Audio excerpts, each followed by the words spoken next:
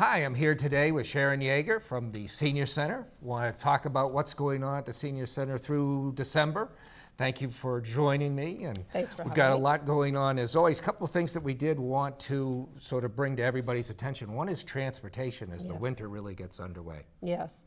Thank you again for having me. And I was hoping we could just spend a few minutes talking about transportation because we spent some time, for anyone who tunes into our COA board meetings, we did talk about transportation a little bit, that people were saying how it's kind of one of our best kept secrets, so to speak, because we really don't feature it in the newsletter on a regular basis. It's one of those things we kind of think everybody knows a lot about it.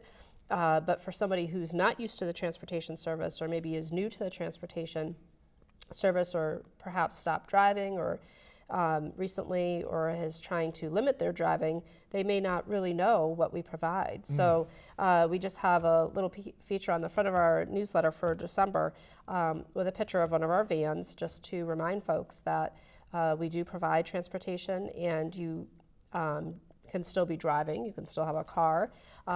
It's a branch of public transportation, so just like you can choose whether or not you want to use public transportation any given day, our van service is available for folks that may not want to drive into Worcester for an appointment, or have a wheelchair and need a wheelchair lift. Okay. And so it's available to anyone in town 60 or older, or under 60 if they have a disability. We do require a 2-day business notice, just so we can schedule everybody appropriately. It is a demand response service, so the schedules vary from day to day depending on how many trips we're going to be providing and where people need to go. So we go to Worcester and we do in-town trips every day, and then certain days we go into Westboro and Northborough as well. No, So that's a great service. I hate to Yeah. drive in the winter. Never loved it. Now I really despise it. So I tend to work from home as much as I can in the winter and not go out very much, except to walk up to the little store to get my milk. But this is a great service then.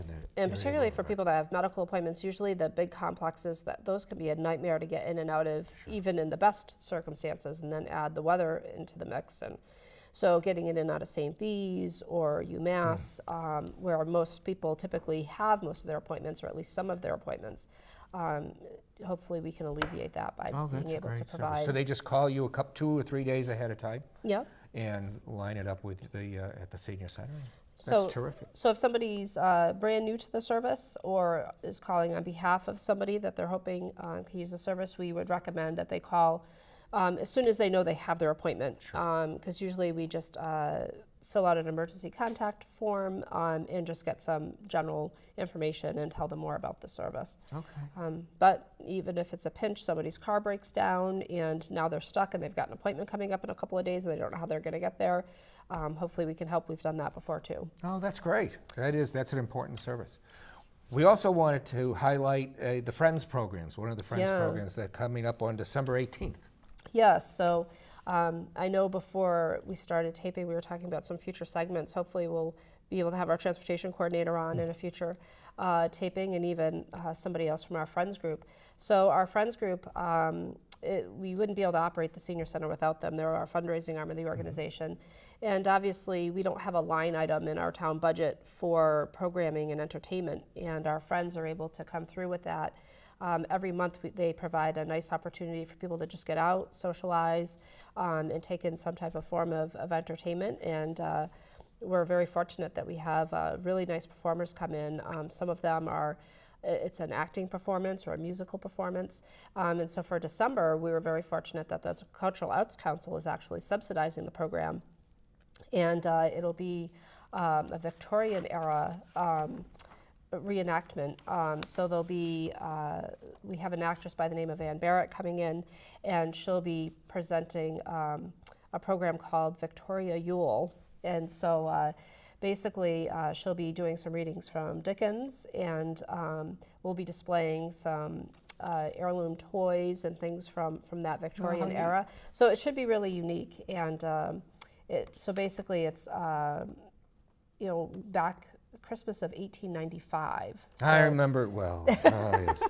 so going back a ways, but it should be just a nice way to just celebrate, the upcoming holidays and taking some time out to just enjoy a nice performance and again have some refreshments, mingle with folks, bring a friend, make a new friend. Our friends group does a fantastic job. Yeah, they really do. And I looked over there because I was being laughed at. Some people don't believe I was quite old enough for that, but refreshments will be served. That's always a great thing. Yeah. And then lastly, in terms of highlighting for today, we wanted to talk about the calendar. Yeah, the Friends Group, like I said, they are a big fundraising arm of our organization.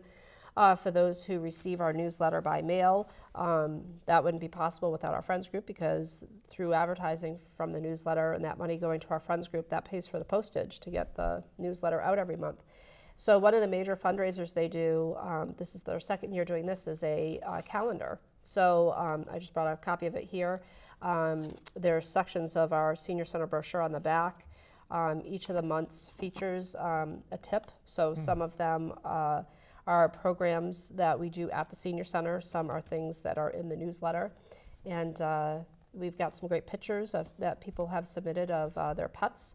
And the summer months also feature grandkids. So we're hoping they're $10 each. So we're hoping people will buy these and have a nice Senior Center reminder every month through 2019. That's great. That's great.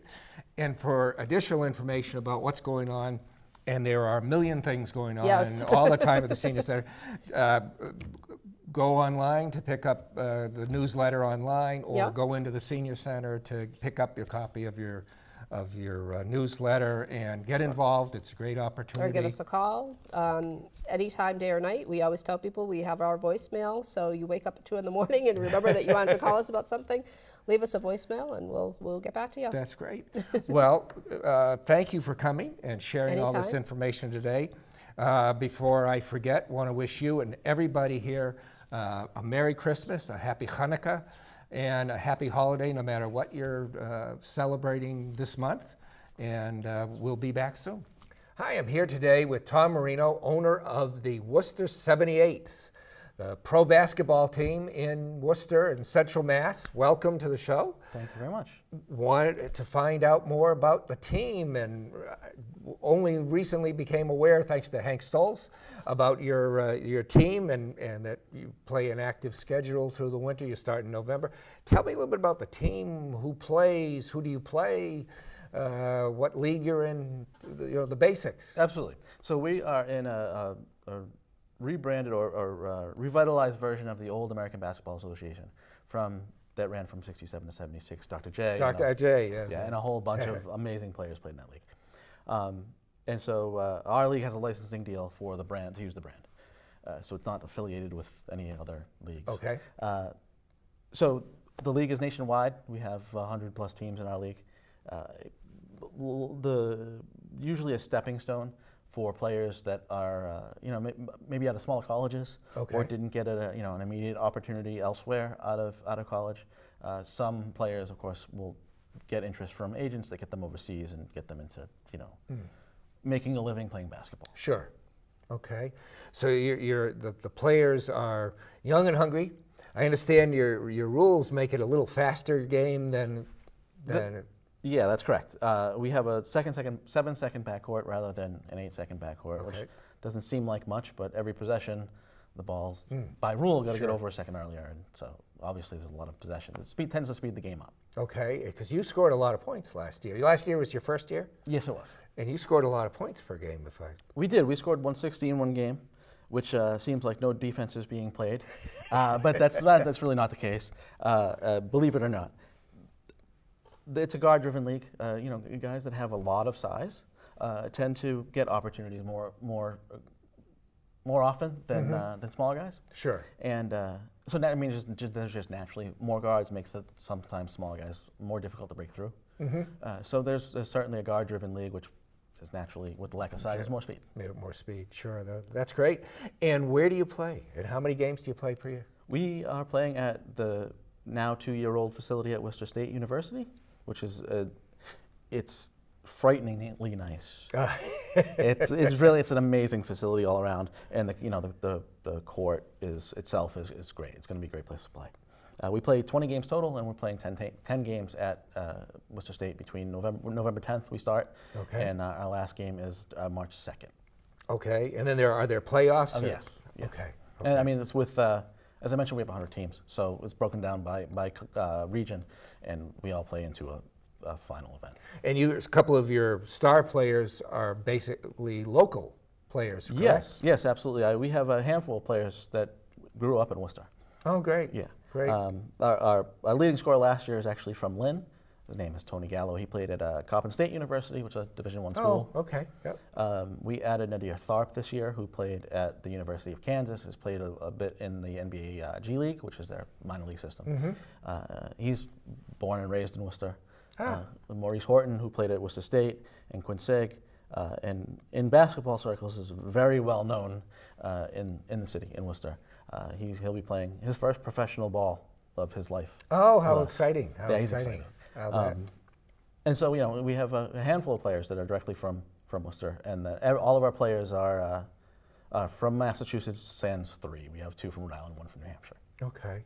Well, this sounds like something that's really neat for anybody in Central Mass. Worcester State's fairly easy to get to, Yes. and I understand it's a great facility. I haven't been to the new one.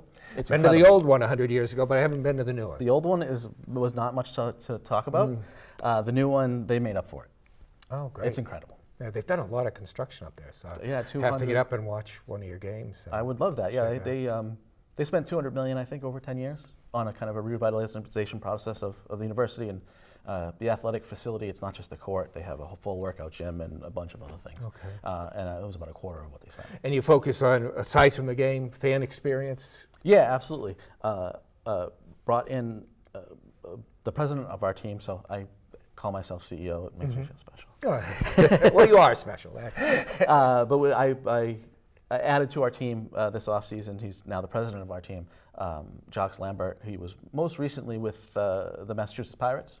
And, Oh, sure. And basically produced their game event. Everything that wasn't football related he was the point man. But he has a 15-year history of sports-related entertainment. From producing halftime shows to as I said, running producing an event that's sports related. Oh, that's great, because at this level of pro basketball or pro baseball, doesn't it become as much about the experience for the fans that come? They're having a good time, they're being entertained in this way, that way, along with, from what I've picked up, the fast-moving basketball. If you're scoring that much, things are moving pretty quick. Yeah. I mean, we play fast, and the game is fast. So I mean, we get up and down. It's an exciting brand of basketball.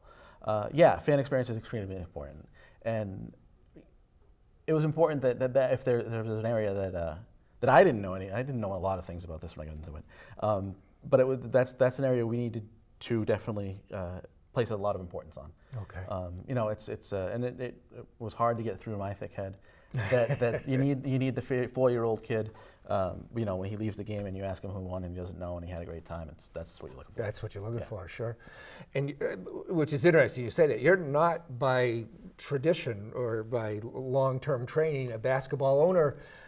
You sort of stumbled into it because you have an entire other business. I do, yeah. It's sorely neglected, but I am. I'm a digital marketing person. I specifically work with small business. It's just what I like to do. Okay. So this hit a lot. I'm not a basketball or a particularly athletics person besides the television, but this hit a lot of check boxes for me, especially it being hyper local, working with local athletes, working in Worcester, producing events in the city. Great, that's super. Well, another entertainment alternative for people in Central Mass, and that's wonderful and exciting, and can't wait to go check it out myself. I will welcome you to come visit us. Absolutely will. Great. Thank you again for joining us, and we'll be right back. Hi, I'm here today with Walter Rice, social worker and outreach coordinator at Shrewsbury Senior Center. Yep. Thank you for coming. As the holidays are upon us, we're talking about grief, which may not seem like a very pleasant holiday topic, but it's really, really important, I think, because a lot of people struggle with grief issues, particularly around the holidays, and of all ages, people of all ages. Yes, you're exactly right. Uh, it just comes up at that time of Thanksgiving and Christmas, you know. It even touches me too because my mom and dad are not around, or all my grandparents and many of my aunts and uncles are not there. And because we have memories, and these memories just come up, you see, and you have those spaces on the table that are not there. The other factor too is, you know, that we're getting older, seniors are, and they may be limited as to what they can do, how they can walk and so on. But the piece I just want to let you know is that grief and sadness is very normal. Right. So that's an important piece. And I do think that's important for people to understand. Yes. That they're not alone. As a Stephen minister and a minister myself, I've talked to a lot of people who Yep. struggle with those kinds of issues too, and they get a sense because we're barraged Yep. with all the shows that I like, you know, on Hallmark and others about the holidays, and everybody sees full tables. And you Yeah. mentioned the empty spaces. Well, they don't show the empty spaces as a rule, and you're supposed to be in a joyful mood, and for Exactly right. not everybody's able to be in that kind of a situation. A lot of families are trying to either fix that person with their sadness or to, take it away. But the idea is to say, I hear you, and I can understand, but we're here with you. The other part, too, is that person who's having those feelings can say, thank you for the memories, because they're coming up again, you see. Sure. The other part, too, is thank you for giving me a life, if it was a mother and father, okay? Because without them, you wouldn't be here either, too. So there's that component. And if you need to cry, then you have the tears, okay? And then you're able to celebrate in a different fashion, okay? Or the fact there that you may have a picture of them or something that you can talk about of what they were like, and just bringing up those memories as well. The other is oftentimes people feel lost and embarrassed about saying that they feel sad too. So that's a handicap for people too. Don't know what to say, and so they're trying to please others, but rather than saying where they're really Sure. at, you know? Sure. Yeah, I like it when I see, although I'm torn, there are congregations that do like Blue Christmas services, which have, I think, a good part or a good help for some people. But it's that ongoing acknowledgement that I think is more important, that, yeah, not everybody in your congregation, not everybody in your group of friends is having an easy time for a variety of reasons. And then people of all ages, if you've gone through a divorce, if your got that parents right. have gone through a divorce, Got that right. it's not simply something that affects seniors, it affects a lot of people. You got it. And dealing with that, coming up with a good strategy, I've always thought was important. Yeah, that loss, you know. The strategy is that to be open up about it, and just inviting them to give me a call if they want to at 508-841-8647. I'll be glad to sit down and talk with them after the fact of their either coming up or what they need to do after that they had Thanksgiving or Christmas. The others, we have a grief support group too. Sometimes what happens with some people, it may take more than 1 year or many years that they're just holding on to their sadness too, or they may need to see someone professionally as well. Sure. The other part too is I run a stress management group for mindfulness meditation, and that helps to deal with those pieces. It's on every Wednesday from 1 to 2 and free, and at the senior center. So yeah, it's one of just being able to connect with someone and just connect to the point of just they allowing you just to release and to tell of their experience of what's going on, And oftentimes people are worried, don't want to make them bad, or they just won't allow it either, So, Sure. Yeah, I do think, and you're able to be very helpful in being able to develop that kind of strategy. It can be as simple as not getting involved with certain activities that you know ahead of time are going to make you sad, and revisit turmoil in your life or whatever, and finding some things and people to talk to Yes. who could help you get past all that, distract yourself from from the kinds of things that are going to make you sad. Around the holidays, I've always found making sure that I'm getting my walks in and doing the things that are positive for me is important. So whatever it is for anybody to develop that kind of strategy and I agree with that. and live it. I agree with that. Yeah. So again, if anybody's dealing with those kinds of issues, they can contact you. Yes, at 508-841-8647. Okay. And I'll be glad to. I'm generally there Tuesday and Wednesday from 8 to 2, and on Fridays from 7 to 1. Okay. And if you happen to be watching this and you're not in Shrewsbury, find people through the senior centers or through Yes. congregations in Yeah. other ways. Find somebody who can guide you and facilitate you to people who are used to and happy to work with, I help agree. people. I agree. Concur with that whole Great, thing. great. Good. Well, thank you for coming and talking about My pleasure. this with us. I'm delighted to be here and to share that with you. Great, and we'll be back soon. Okay. Hi, I'm here with Dave Grillo, volunteer coordinator of the CARES program at the Shrewsbury Senior Center. First, welcome, and thank you for coming. Welcome to you too. Thank you. Tell me a little bit about what is the CARES program? All right, the CARES program is, again, as you stated, I'm a volunteer. Started 20 years ago. Personal passion of mine was to do something, to volunteer. A lot of concerns about seniors being exploited.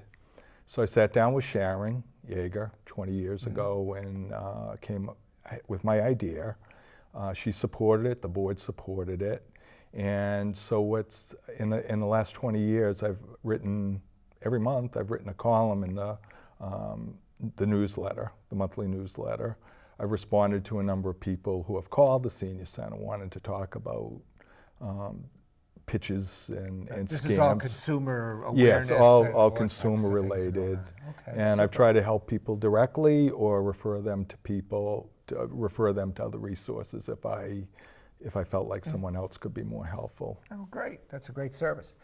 We wanted to talk about a couple of things today. Sure. One is trying to discern which asks for contributions, which requests for contributions and donations that we all receive Right. via both telephone and which I tend not to respond to very favorably That's wise. myself, or by mail.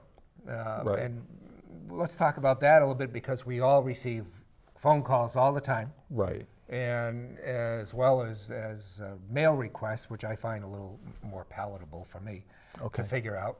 But what do you run into? What do you see people, and what do you talk to people about? You know, you must get a lot of calls about these kinds of things, and how do you figure out what's legit? Yeah, I think it's really hard to figure out what's legit. I think because the first thing you ask yourself is, why me? Why am I receiving this?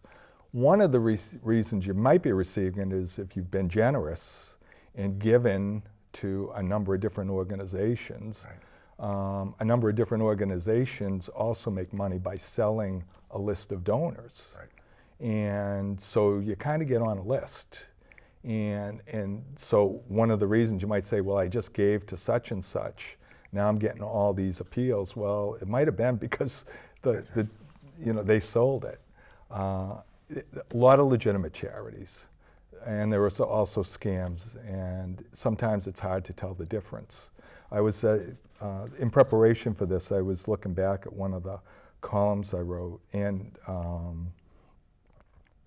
so there were a couple of organizations, one called Help the Vets and one called Breast Cancer Outreach Foundation, which on its face sounds like, yeah, I want to help vets, I want to help people with breast cancer, so I'll give my money to them. Well, there are watchdog groups out there that kind of pan and look sure. through these and see if they're legitimate, and found out these organizations weren't.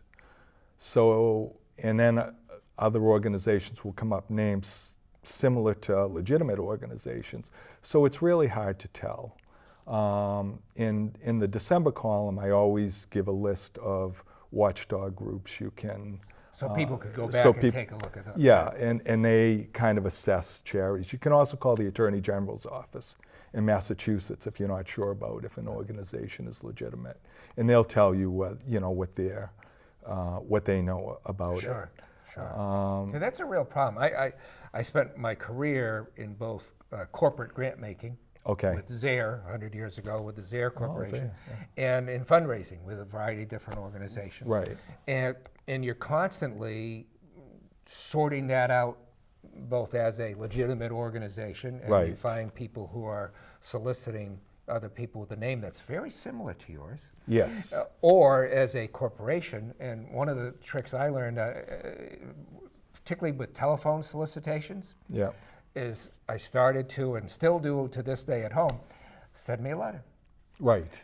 And anybody who won't send me a letter, Right. well, I couldn't be bothered with anyway. And many of them are these organizations that make 80% of what you send them anyway. And if the organization is particularly firefighter and police, Right. because they don't have the time to do that, don't you find that? And a lot of that money that you send along goes to the company that's doing the solicitation, not to the police or fire department.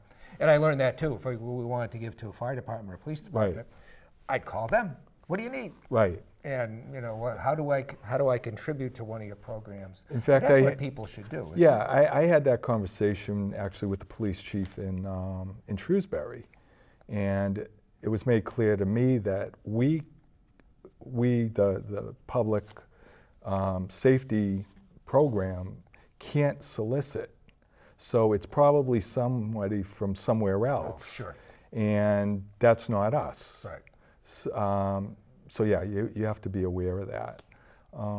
I guess one of the things that I recommend to people is you want to do good. People, there are the legitimate people and there are the scams, and you can't always tell the difference.